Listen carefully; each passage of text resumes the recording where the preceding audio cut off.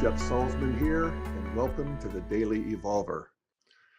Wow, what a week of cultural evolution at warp speed again, as we all get to experience together this drama with Megyn Kelly. Talk about a daytime TV drama. This thing with Megyn Kelly, where we had on Monday her defending blackface on her NBC morning show, defending it as a costume choice for Halloween. By Wednesday, she apologized that she had had her consciousness raised, and she realized that that was actually a terrible idea. And today, being fired apparently by NBC, and the show is over. And I want to sort of look at that through an integral lens and try to tease apart the forces that are at work here and how it is actually, moving us forward. My thesis here is that we are experiencing mass group therapy as a culture, and I think it's to the good. Then I want to look at another segment that was done on Dr. Phil this week that didn't make any news that I know of, but it was equally potent in its own way, and in this same category of group therapy for the masses. So anyway, let's start by looking at the Megyn Kelly story.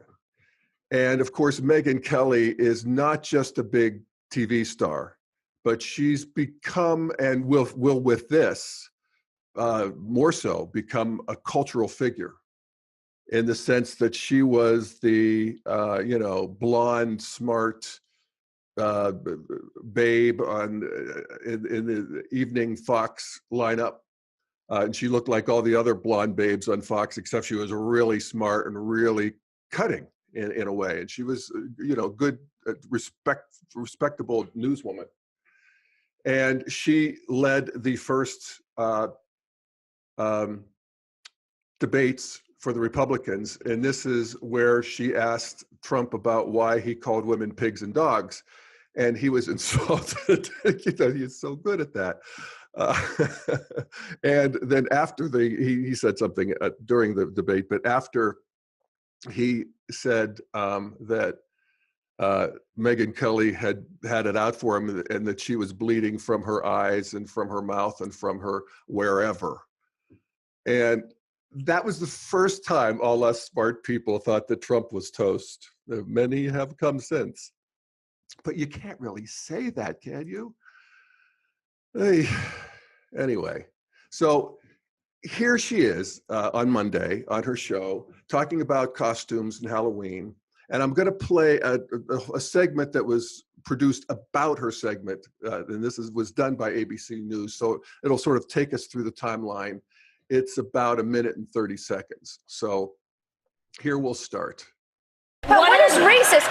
Because truly, you do get in trouble if you are a white person who puts on blackface for Halloween, or a black person who puts on whiteface for Halloween. Like, back when I was a kid, that was okay as long as you were dressing up as like a character. Kelly and her all-white panel were discussing costumes like this one, a real housewife dressed as Diana Ross. She made her skin look darker than it really is, and people said that was racist. And I don't know, I felt like, who doesn't love Diana Ross? After a firestorm online, Kelly apologized in an email to colleagues. But this morning, her Today co-hosts, including Al Roker, were openly critical. She owes a bigger apology to folks of color around the country, because this is a history going back to the 1830s, minstrel shows to demean and denigrate a race. Blackface became a Hollywood tradition where white actors would paint their faces black as a form of ridicule. Kelly educated today about that painful history. I learned that given the history of blackface being used in awful ways by racists in this country, it is not okay for that to be part of any costume, Halloween or otherwise. After Kelly's apology, a standing ovation.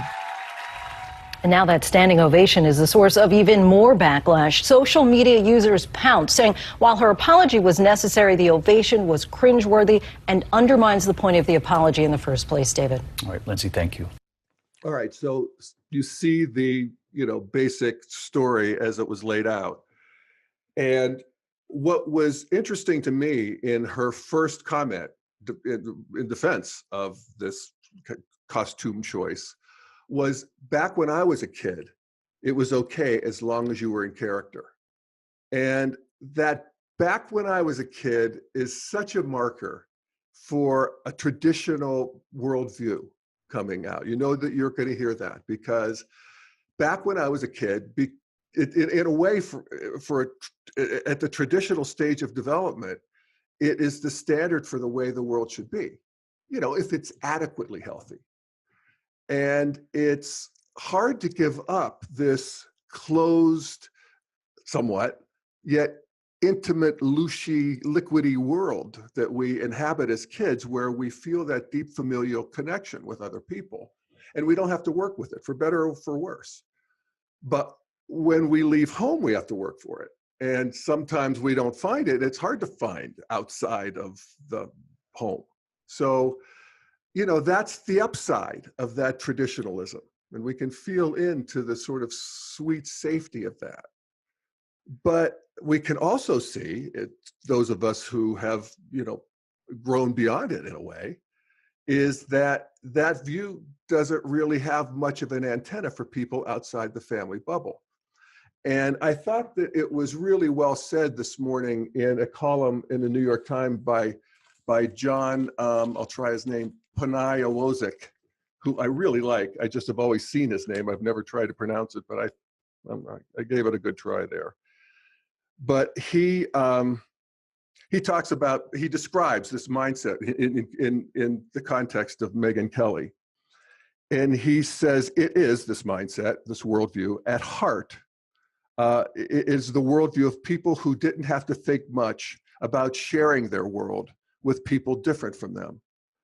They were never asked to learn much about these people or consider how their actions or speech or their, quote, harmless entertainment might exclude or hurt these other folks. Now people like Kelly are being asked to learn, and they're puzzled or irritated or downright angry about it. And I think that's well said. I think he left a category out. I think people are regretful about it. People can learn from it. And I think that Megyn Kelly did. And for further evidence, I will play the show from her midweek, or a piece of it, where she sat at her normal roundtable, which is how she starts her show, this time with Amy Holmes and Roland Martin, who are two African-American journalists and commentators and smart people. They both have their own shows, he on CNN, she on PBS. And, they talked to her about this, and she listened. And I thought it was really good. And this is a piece of it. This is where Megyn Kelly turns to Amy Holmes and says, "What did you think about what I did and what's going on here?" And this is Amy Holmes' reaction or response. What did you think? I'll be honest, when I saw the headlines, I cringed. And I was like, oh dear, that it does need to be talked about. And I had the sense that maybe there was a bit of a blind spot and an overcorrection of an overcorrection, if you know what I mean.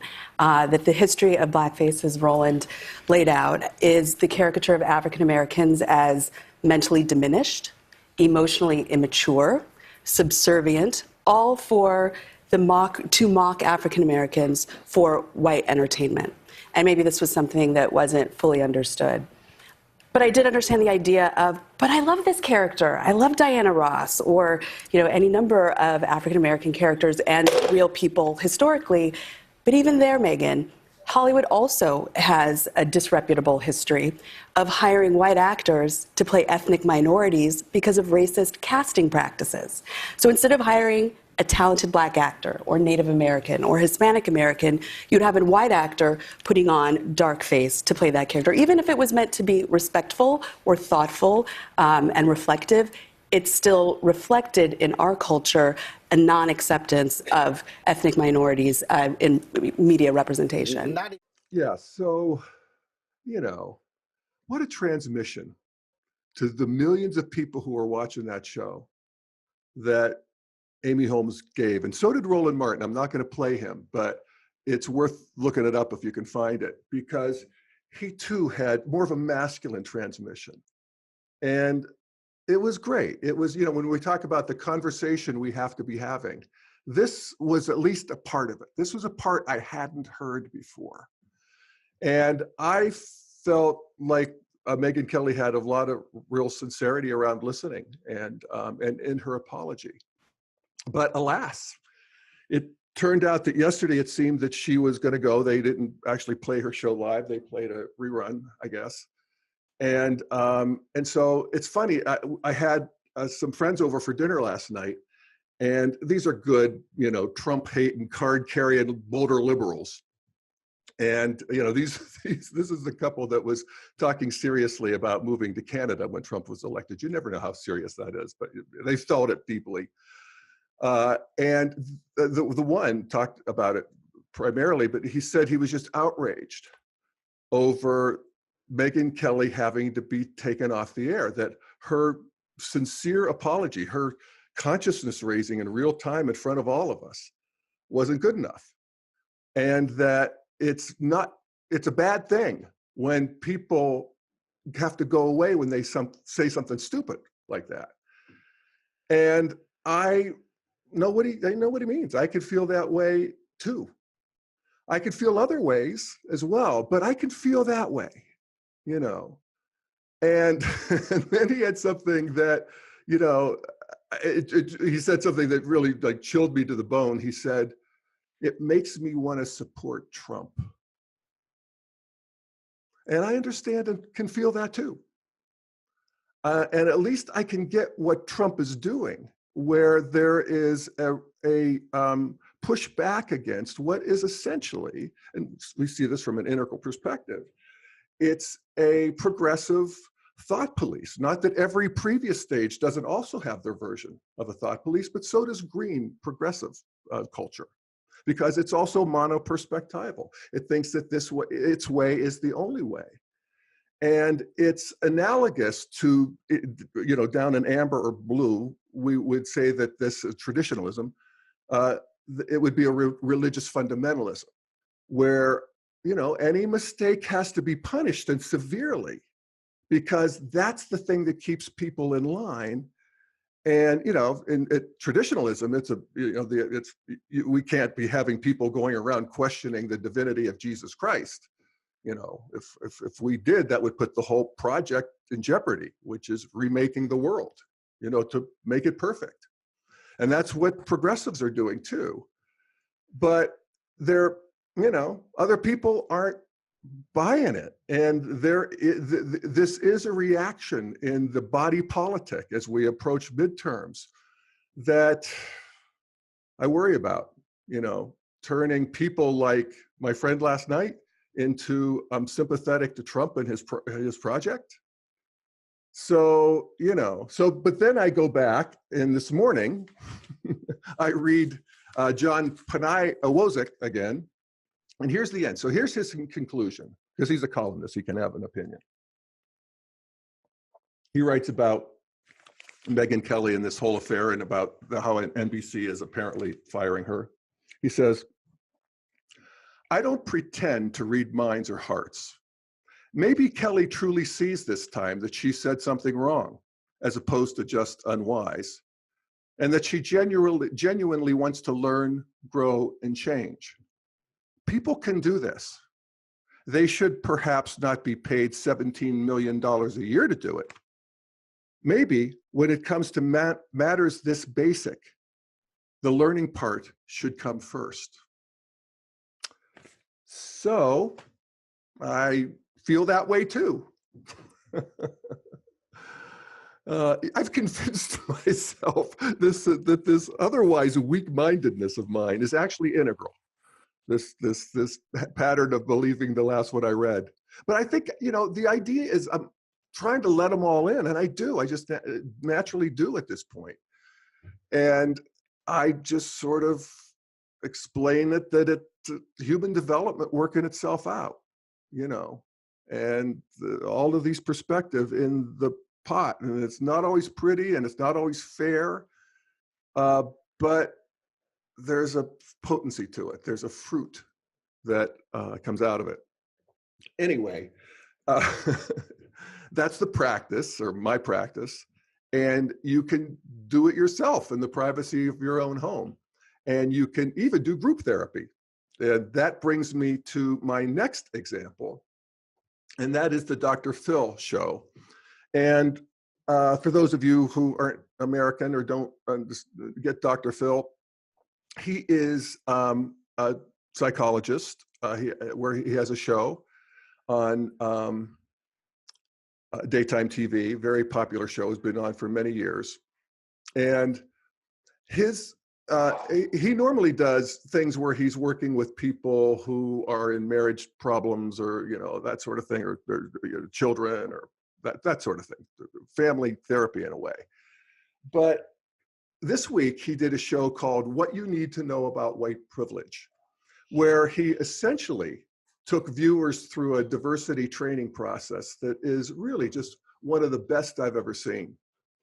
And he had a whole big panel of people. He had these college students there that worked on this process for us all to watch. It was very, I'm a seminar guy, and it was very, very well done. And I'm going to play a couple segments from it. One is on microaggressions. And so here it is.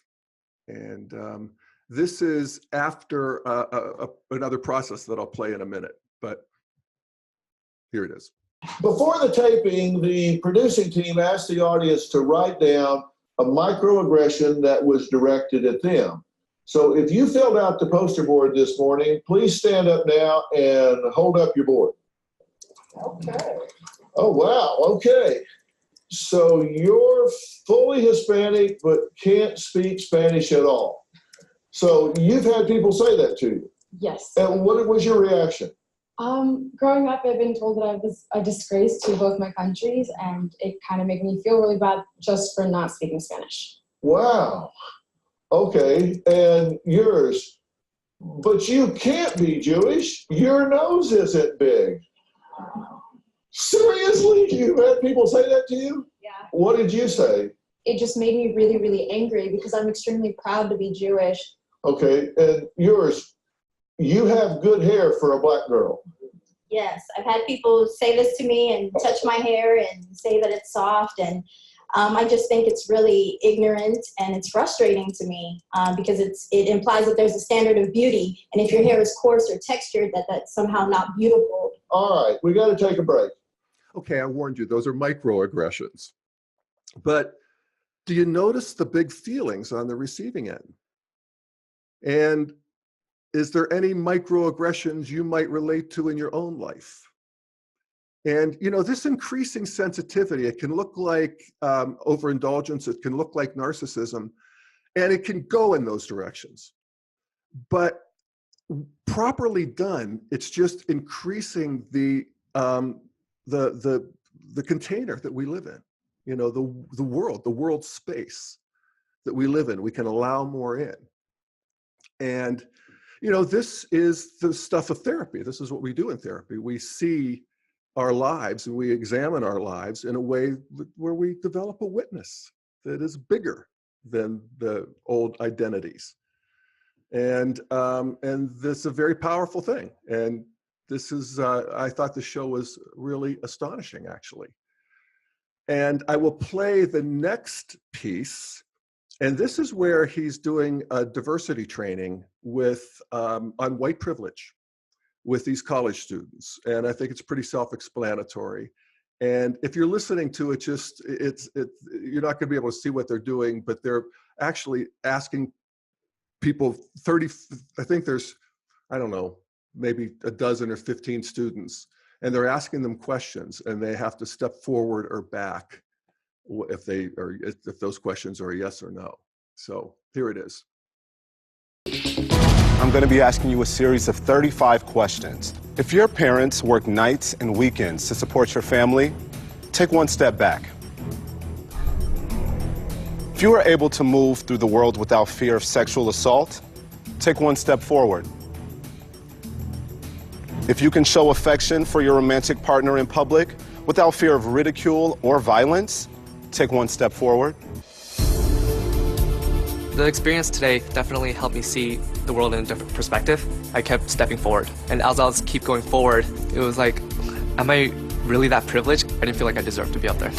If you have ever been diagnosed as having a physical or mental illness, if the primary language spoken in your household growing up was not English, if you have ever tried to change your speech or mannerisms to gain credibility. I'm from a small town in Connecticut, so I've heard like I live in a bubble. Because I'm white or because I have blonde hair, like, it doesn't mean I should be in front of them. If you can go anywhere in the country and easily find the kinds of hair products you need that match your skin color, if you were embarrassed about your clothes or house while growing up, if you can legally marry the person you love, if you would never think twice about calling the police when trouble occurs, take one step forward.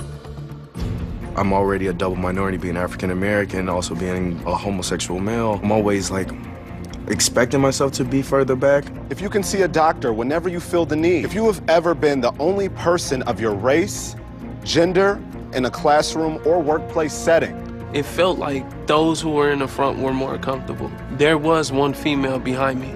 It felt like being a woman possibly come on with an extra challenge. If you get time off for your religious holidays, during your high school and college years, if you have ever felt like there was not adequate or accurate representation of your racial group, sexual orientation group, I think one of the biggest things that I have counting against me would be just sexuality. It taught me that there's still a long ways that we as a society need to go. If you have ever been bullied or made fun of based on something you can't change, take one step back. Looking at the people behind you, it just makes you think about why people don't get the opportunities that I do. There were more than 50 books in your house growing up. If you studied the culture or the history of your ancestors in elementary school, if you were ever offered a job because of your association with a friend or a family member, was ever laid off or unemployed, not by choice, if you were ever uncomfortable about a joke you overheard related to your race, ethnicity, gender, appearance, or sexual orientation, take one step back. Thank you all for participating today. I'm very aware of my white privilege, but it really showed through when I looked behind me, and most of the people in the very back were people of color. I was in the back. I'm not ever in the back of anything that I do. Being in the front made me feel uncomfortable. It's an awkward feeling to be up there and know that everyone behind you can look at you, right, but you can't look at them. I landed in the very back of the crowd. I was a bit surprised. I didn't have very much growing up, but I've always thought that there were other people who had less. I didn't know I was going to end up in the front. The way I was raised by the border in Mexico, that I would be less privileged, though it's weird to know that I am actually doing good. I think talking about white privilege in a room full of white people is awkward, but in a room full of different ethnic groups, I think it's necessary. It's a very sensitive topic. You don't want to offend anyone, but it's true. There are racial and social disparities in America, and these issues need to be talked about. All right, so I thought that was a really powerful exercise. And what it revealed to me, having been to many sensitivity, diversity trainings, that there's a new level of complexity that we're ready to hold here. And we can see that privilege doesn't exactly line up to color or gender or class or, sexuality. And then that binary system kind of breaks down, and we see the interiors, and we see the particularity of each of these people. And we have to look closer because it's, not so simple anymore. And we see the young Black woman in the back who said she never felt like she was ever in the back of anything in her life. And the guy in the front who was guilty, and the other guy in the back, the Black guy, who said he noticed that while he could see everybody else, not everybody could see him. And that's just each one of those, has its own depth and connection that's more complex and therefore more, juicy and satisfying than it is when it's, flatter. And it's not like that, binary system didn't get us this far, but feels like it's time to move on, because the other thing we're seeing is that the binary system generates a lot of resistance from the people who are on the wrong side of the binary. And, people get it that there are some people that are just basically trying to flip the dominator hierarchy so that the victim is now on top. And we see this in certain communities in Naropa, where when I was in my Masters of Divinity program there, we were, exquisitely sensitive to social justice and things like that. And this was just getting going. But I gotta say that I was glad that I was gay when I was there, because otherwise I was just a middle-aged white guy who had, done well in business. And that didn't have the currency that I ended up needing. So, people game it, but this complexity thing, just reveals a new level of development, I think. And when I can see it myself, when I think of my own development this year, how I have yearly evolved since last October, that this is the most exciting thing I've discovered, to see people beyond their categories. And I don't always do it, and I certainly don't always do it well, but if I work as a practice, the thing that we do not to be successful, but to be faithful, that's what the definition of a practice. And we try to see through the veil of, oh, you're a woman, or you're Black, or you're Hispanic, or you're on the other side of the street politically, or whatever it is. And to, keep the windshield wiper going so that we can actually look in the eyes of the person who is in front of us and see them more for who they are, this human being that's in there, beyond all of the veils and beyond all of the categories. And that there's no two alike. In all of time and space, there's no two alike. Never has been, never will be. Right there's a re-enchantment that arises that is delicious. And in a way, it's akin to that familial feel that we thought we had left behind when we had to grow up out of our childhood. And, again, it's a practice. We don't even have to let the other person know we're doing it. Sometimes it's better not to. But to, realize they're supposed to be there. They came into my life. I don't care if they're checking out my groceries. Here they are. And I can see them, and I can see the light reflect, and I can see their movements, and I can just feel, and whatever. We don't want to make them uncomfortable. But you know what I mean. So it's liberating in that way.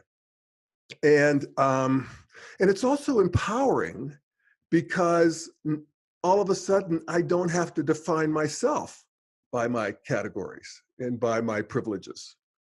And that's a liberation, that's an empowerment. And we see that there are some people who are great examples to the rest of us who just liberate themselves. It's like Walt Whitman said, I ordain myself loosed of limits. And I was thinking about that when I read an interview with Shonda Rhimes, who's in the news again. She's a big producer in Hollywood, and she produced Grey's Anatomy and I think Scandal. And she just signed a big mega contract with Netflix to create shows for them. And she's a Black woman. And she is talking in this interview about how she lost, 60 or 80 pounds or something. She's a single mother, and she did all of this, while she was one of the biggest showrunners in Hollywood. And I remember the interviewer asking her, so, how you had so many strikes against you. You were Black, you're a woman, you were overweight, you're a single mother. How did you do this? And Shonda had the best answer. She said, I was just never going to let those things hold me back. What? You mean we have a choice? And it turns out we do. And she did. I mean, she had this other thing she had to do. She had to make these shows. And so she wasn't going to let those other things hold her back. Next question. And I love that. And I think that tells us a little bit about what this next phase of evolution can be as we move into integral consciousness, where we're seeking to hold multiple worldviews in a bigger, more intelligent and loving space, actually. And, you know, it's a worthy philosophical question to ponder. What is an ideal world? And I ponder that question. I think about the sacred world to come. And I have to say, I have to think that it will be, you know, egalitarian. And I'm realizing that it doesn't have to be egalitarian in the sense that people will always have different talents and capabilities and motivations and whatever. And that's great. We want that, including the people who don't have, you know, a whole lot of any of that. Then maybe they're, you know, have other things that they bring to the party. It's all unfolding mystery here. And I think that, you know, in terms of egalitarianism, it doesn't even have to be equal in terms of outcomes, in the sense that I think that an ideal world will allow for people to create their own lives. You know, I also think that material wealth will have found its proper level in the scheme of things. But, you know, people will be able to have more or less. And I think that helps, because it always felt too totalitarian otherwise. But here's what else I realize, that is not the equity that matters. What matters is that we are all equally precious, that we are all equally welcome and equally seen, and that everybody has 100% privilege to be exactly who they are.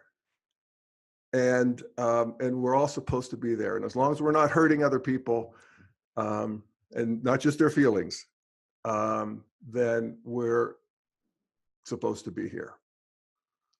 And I think that this week was a big consciousness raising for me and for, I think, millions of people as we watched these two very different but very similar in terms of their effect, I think, stories play out.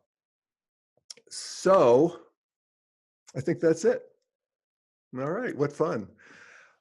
Thank you again, Integral Life, for hosting the Daily Evolver live on Tuesdays and Thursdays at 1 p.m. Mountain Time on integrallive.com.